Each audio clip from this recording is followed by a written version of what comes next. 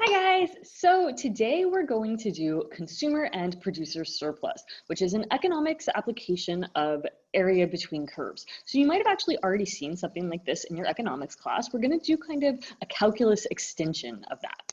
So the first thing that we need to understand is consumer and producer surplus is largely about the relationship between the supply function and the demand function. So let's just think for a second about what the supply function and what the demand function are. So we have supply, and we have demand. Now, both of these functions are relationships between the price and the number of units. But the difference is the supply function is telling me how many units a producer is willing to make given a certain price. So if they can charge $50, they might be willing to make 70 units, but if they can charge $60, then they'd be willing to make more units. So the supply function is how much the consumer, or rather how much the producer is willing to make. How much the producer is willing to make at a given price. The demand function, though, is a little bit different. It is more about the consumer. So it's saying how much would the consumer be willing to buy at a given price. So if the price is $70, maybe they're willing to buy 50 units, but if the price is $80, less people will be willing to buy it. So how much the consumer is willing to buy at a given price. So these are both, as we can see, functions that relate supply and demand. Not supply and demand, but price and number of units. They just do so a little bit differently. And as such, we have to think about them a little bit differently. So when I was talking about supply, when we think about it, how is the relationship between price and units changing? And the answer is that if a producer can get a higher price, then they'll be willing to make more units because that will increase their profit. So in other words, if price goes up, then the number of units also goes up. So in other words, they're both going up together, which means that our supply function is an increasing function.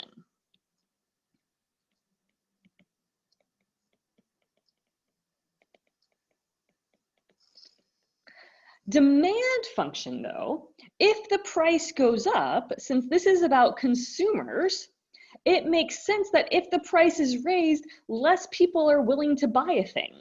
So if the price goes up in this case, we have our number of units going down, and we can see that our demand function is actually a decreasing function. So demand function is decreasing. And let's just look at some really basic graphs of these things so we can see what that means. So if I were to do a graph here, we're thinking of the x-axis as our number of units and our y-axis as the price. And so here this is saying as the price goes up, the number of units goes up. So number of units goes up, price is also going up. So we can see that that's going to be increasing like that. Whereas over here, again, we have our x is equal to the number of units, and our y-axis is the price. But now, as my price is going up, so I have y value increasing, my x values would be decreasing. So in other words, what that means is we're kind of moving backwards this way. So as those x values move this way, the price is going up, and we can see that that's actually a decreasing function, that it's going to look something like that. Okay, so then if things work out in the most ideal way, the market is going to kind of stabilize to the point where the producer is producing what they're happy producing and the consumer is buying all of it. So in other words, my supply and my demand end up being the same. Of course, there are some markets in which this isn't going to happen. There are some types of goods and for which that's actually not normal and that won't happen. But in the ideal situation, my supply and demand kind of even out and become equal. So the point where that happens, you may have heard before, is called the equilibrium point. Equilibrium point. And the equilibrium point, as we just said, it is the point, or rather the number of units and the price at which supply and demand are equal.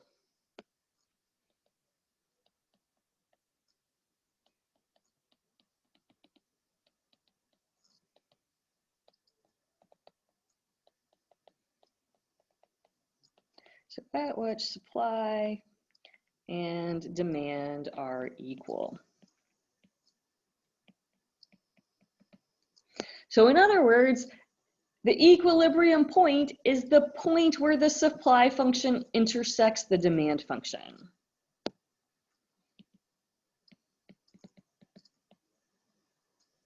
Where the supply function intersects the demand function. Okay, so we know what our supply function is, we know what our demand function is, we understand what the equilibrium point is. The question now is, what is this consumer surplus and what is this producer surplus? And the issue is that at this equilibrium point, when the supply and demand are equal, well, there will always be people that would be willing to buy at a higher price than that. And there are always a certain number of units that the producer would be willing to make at a lower price than that. So consumer and producer surplus sort of give us the difference between these values. So to give an actual definition, and then we're going to look at a graph to try to make sense of what I just said. Consumer surplus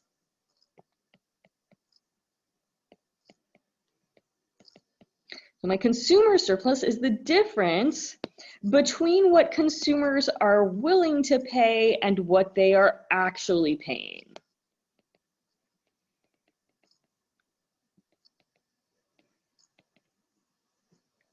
So between what consumers are willing to pay and what they are actually paying.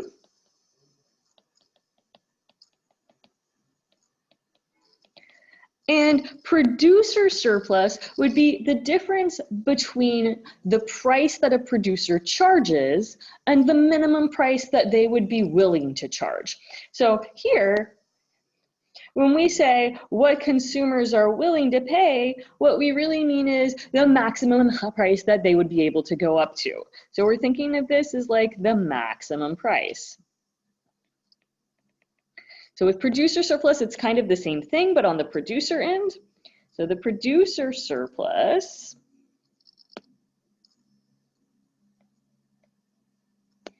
is the difference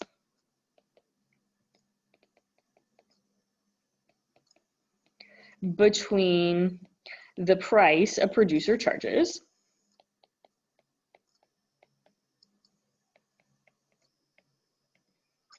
and the price they would be willing to charge.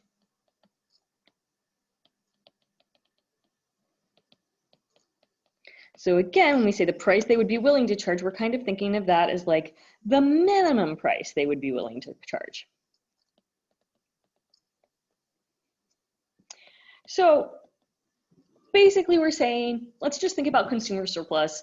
There's some equilibrium price. That's what's being charged. That's what consumers are paying. But there are always some that would actually be willing to pay more. So what is the difference between what they'd be willing to pay more and what they're actually paying? In other words, what benefit are they gaining from paying the price as opposed to paying what they'd actually be willing to pay? So let's look at that on a graph and sort of think about it. Consumer surplus. So consumer surplus is really going to largely be about my supply function. So consumer surplus, sorry about that, is going to largely be about my demand function. The demand function is the one that gives us information about the consumer. So consumer surplus, largely about the demand function. Let's just draw a demand function here. And let's say, and I'm just drawing a straight line, but remember demand functions don't have to be straight lines. It could be a parabola. It could be really any shape at all. So here, as long as it's that decreasing shape. So here this X is my number of units. and this P is my price. Now let's say that my equilibrium price and my equilibrium number of units is right here. Okay, so let's say that that equilibrium price is $3. And maybe we'll think about number of units as like stuffed unicorns. And so maybe here we're having 1, 2, 3, 4 stuffed unicorns. So in other words, the equilibrium price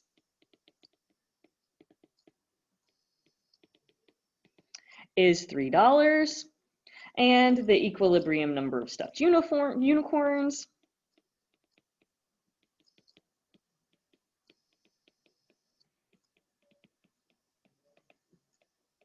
is going to be 4. So I realize this doesn't really make sense. Maybe they're like extra super small stuffed unicorns. We're selling 4 stuffed unicorns for $3. So this company is really not one that makes sense. We're probably not gonna have a company that sells 4 stuffed unicorns for $3, but just kind of bear with me to try to understand what's happening here. So that equilibrium point, if I draw a line right there, it gives me that. And what we're saying here is 4 people are gonna buy stuffed unicorns if those stuffed unicorns cost $3. But what if the price were raised? So let's say that the price were actually $4. Then you'll notice that suddenly they'll only sell 2 stuffed unicorns. But a better way to think about that in terms of consumer surplus is that even if they raise the price to $4, 2 people would still be willing to buy stuffed unicorns. So those 2 people that would still be willing to buy stuffed unicorns are saving $1. And that is the consumer surplus. It's that dollar that they would have been willing to pay, but that they didn't have to pay because this had evened out at the equilibrium point. So let's write that down and then try to understand how we can calculate the overall consumer surplus.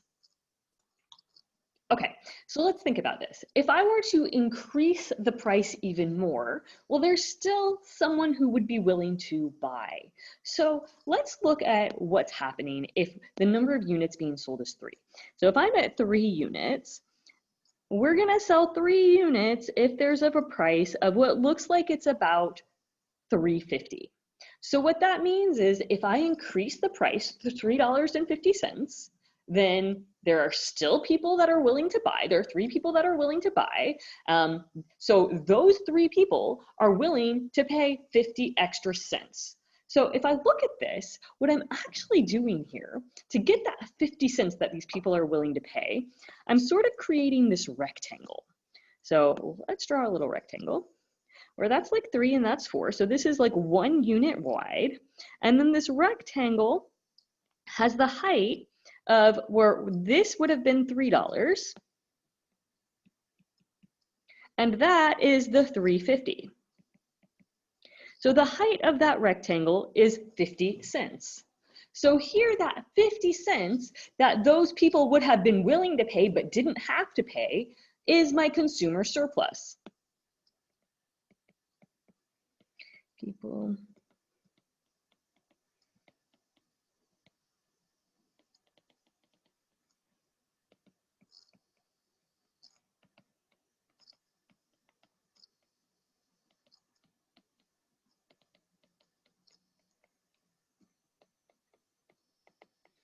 But then as we saw, if we increase the price even more from $3 or from $3.50 to $4, 2 people are still willing to buy. So here we've created this other rectangle that's now going from 2 to 3, where the price here is $3.50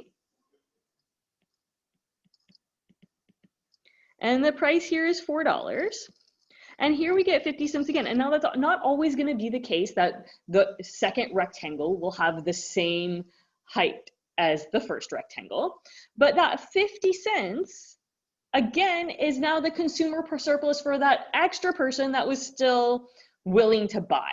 Whereas at 3 units, we had 3 people. Now we're having less people that are willing to buy, but they're still willing to buy. That 50 cents is their consumer surplus. So here I can say exactly the same thing.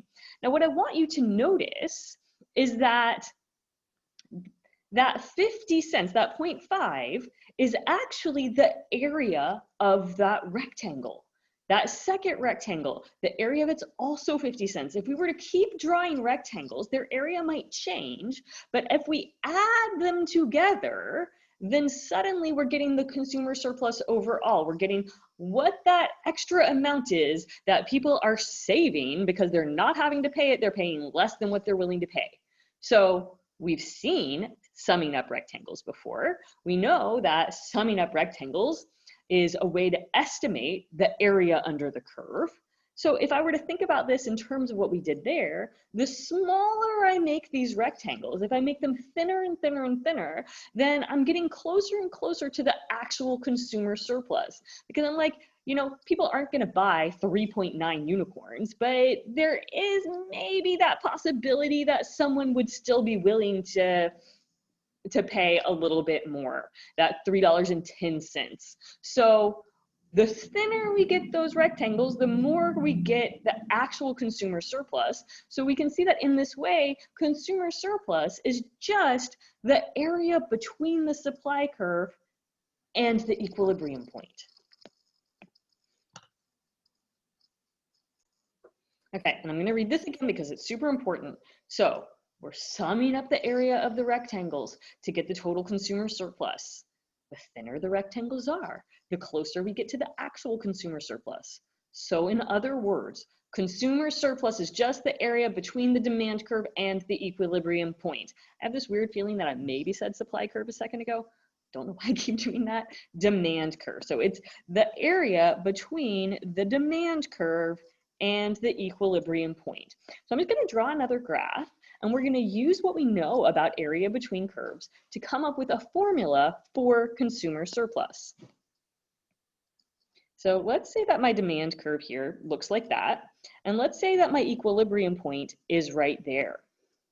So then I'm going to draw this line at my equilibrium point, and I'm going to call this x sub e for my equilibrium number of units, and I'm going to call this P sub E for my equilibrium price. And then I am going to call this curve right here, I'm going to call P sub S, oh my gosh, I keep doing that. P sub D is my demand curve. So demand curve. Okay, so in other words, we're saying the equilibrium, or rather the equilibrium point right here, that's x sub e, p sub e. The consumer surplus is just that area inside there.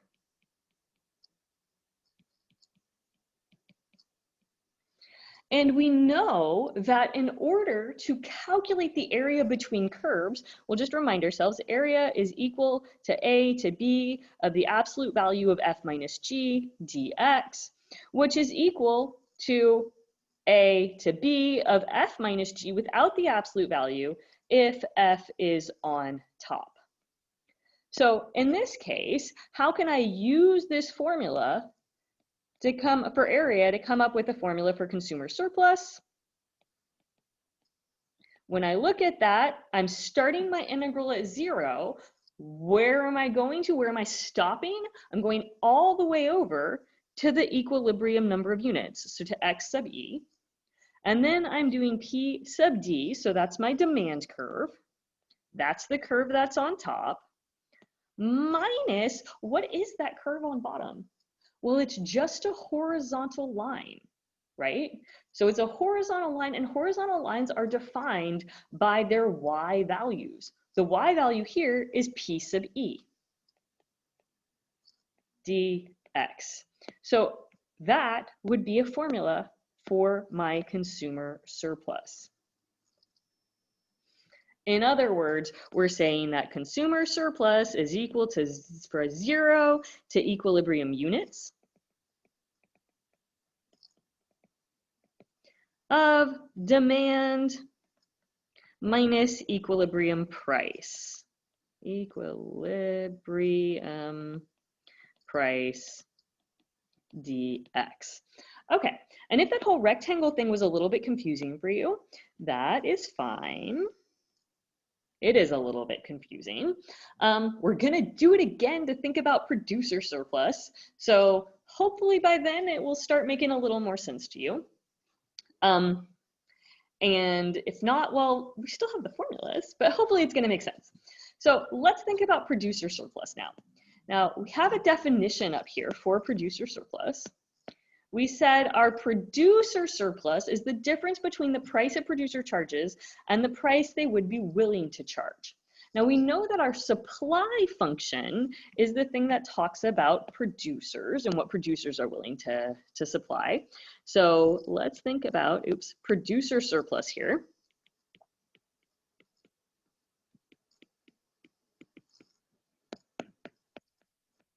So producer surplus here, sorry about that.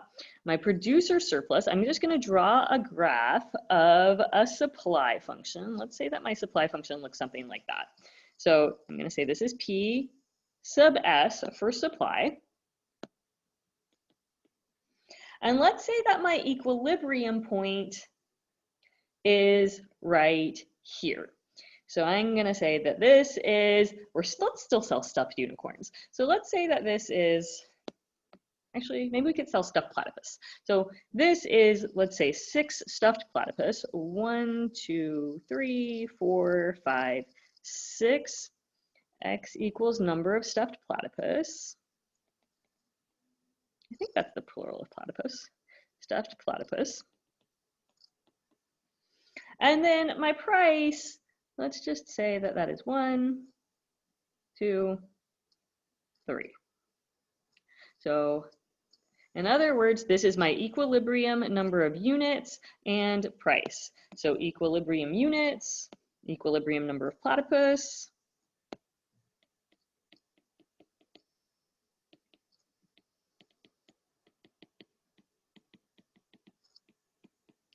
is 6, and equilibrium price of platypus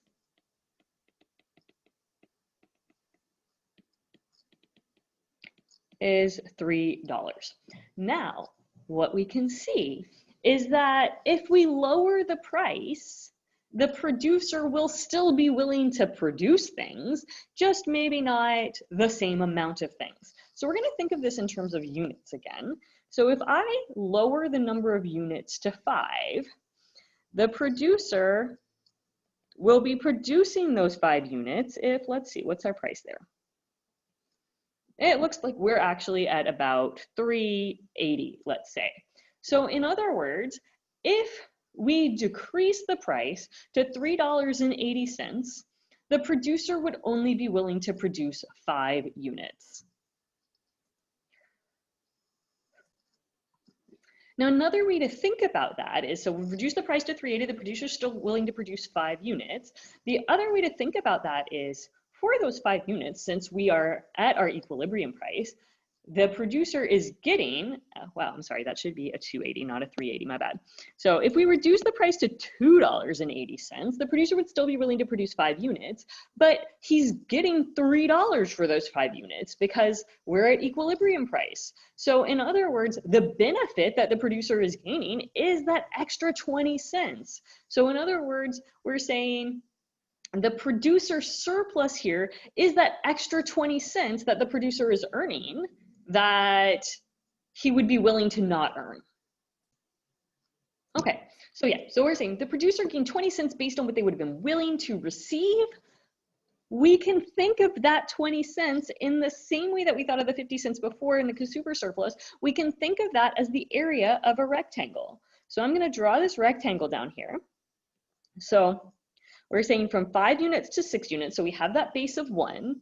Well, here we are at a price of 2.8, and up here we're at our equilibrium price of 3.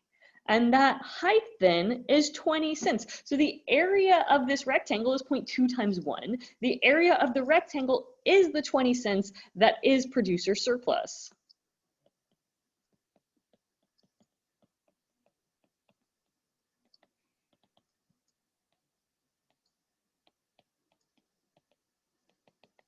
that is producer surplus. So if I were to do this again, and I'm going to do it in the like galaxy pin here, I'm going from 5 down to 4. Well, now the price looks like it's at about 180. So if I were to draw my next rectangle here, that next rectangle, this would be 4 and this would be 5. So we would still have that base of 1 unit. And the price down here is the 180, that new price, and the price up here would be the 280 that we were at before. So notice the area of this rectangle is actually 1. So it's got that 1 base and it's got that 1 height. That 1 is $1 of producer surplus.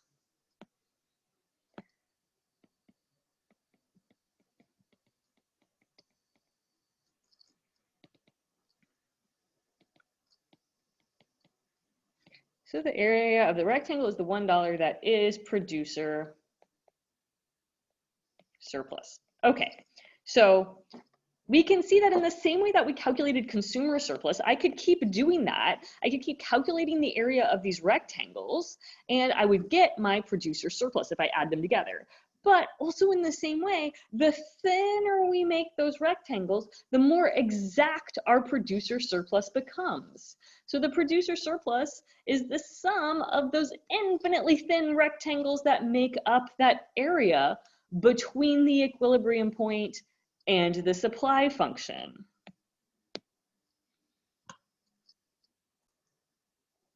So let's look at a graph of this again. So if I have my supply function that looks like that, and that's my equilibrium point, so we're going to call that point x sub e, p sub e, and then that's p sub s for my supply function. The producer surplus is just the area in there.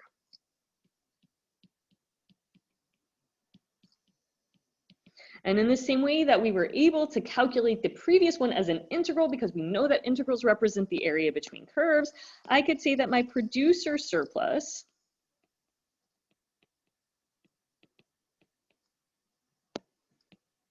is equal to the integral from 0 to where? To the equilibrium number of units, to x sub e. So the same start off as we had for consumer surplus. But this time on the top, I have that horizontal line. I have my P sub E. So P sub E, that's my equilibrium price, minus P sub S, that's the function on the bottom, that's my supply function, dx. And that is my producer surplus. So another way to think of that is producer surplus is equal to, well, actually we'll call it PS, 0 to equilibrium units. So they both have the same bounds of integration, and then equilibrium price minus the supply function. So I'm just going to summarize the two formulas that we came up with. And we're going to just look at a graph of both functions together to summarize those things. So in other words, if I have a supply function, that's P sub S, and I have a demand function, that's P sub D, that place where they meet, that's my equilibrium point. We said that this top part is my consumer surplus, that area up there is consumer surplus. The area down here is producer surplus. And so consumer surplus is 0 to x sub e of the demand function minus the equilibrium price. Whereas producer surplus is 0 to x sub e of the equilibrium price minus the supply function. And that is the point of this lecture. To recognize where consumer surplus and producer surplus are on a graph of the supply and demand functions, and to be able to come up with a formula that represents them as integrals via area between curves. So that's all for this video. In the next one, we're going to do a couple example problems.